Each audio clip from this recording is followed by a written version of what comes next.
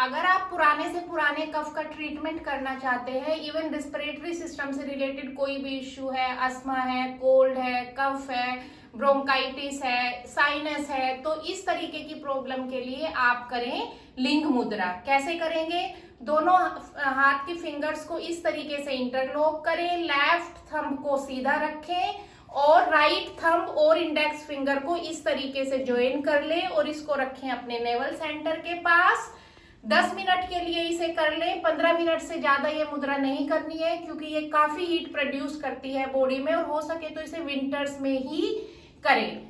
और इससे जितना भी कफ है, कोल्ड है, कफ कोल्ड से रिलेटेड सारी प्रॉब्लम्स आपकी दूर हो जाएंगी और वेट लॉस में